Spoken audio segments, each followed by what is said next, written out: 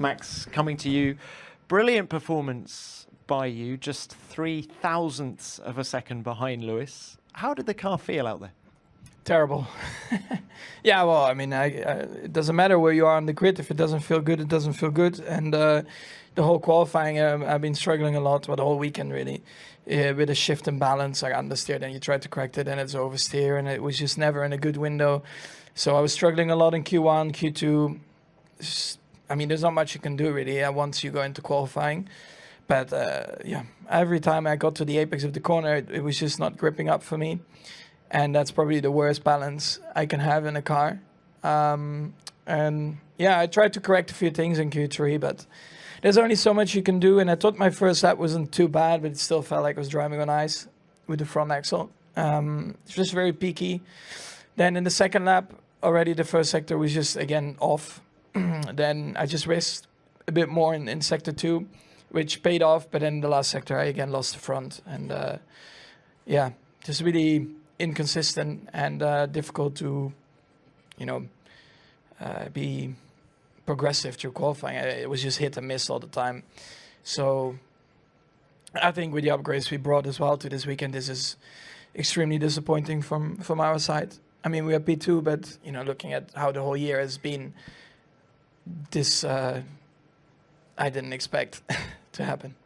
So just to clarify, are you extremely disappointed with the upgrades? No, just the balance of the car. Okay, and are the balance inconsistencies connected to the upgrades? No, I don't think so.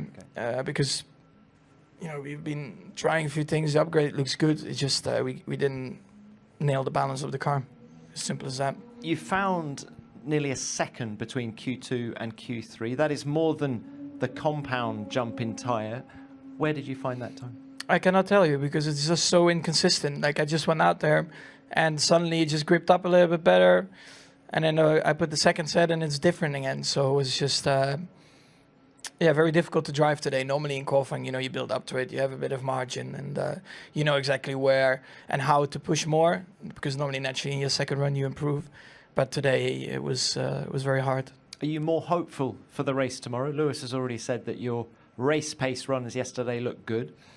Yeah, but I mean, I only used the soft. Yesterday was a lot colder as well, so it's not really that representative for what will happen tomorrow when it's even warmer.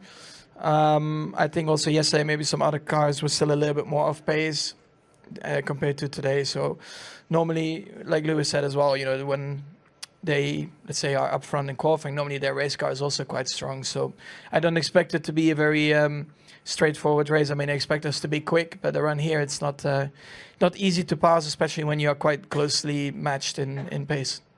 Max, you've said this year that you want a closer fight at the front. There was 85 thousandths of a second between the top three. You've got it now. Does this energize you?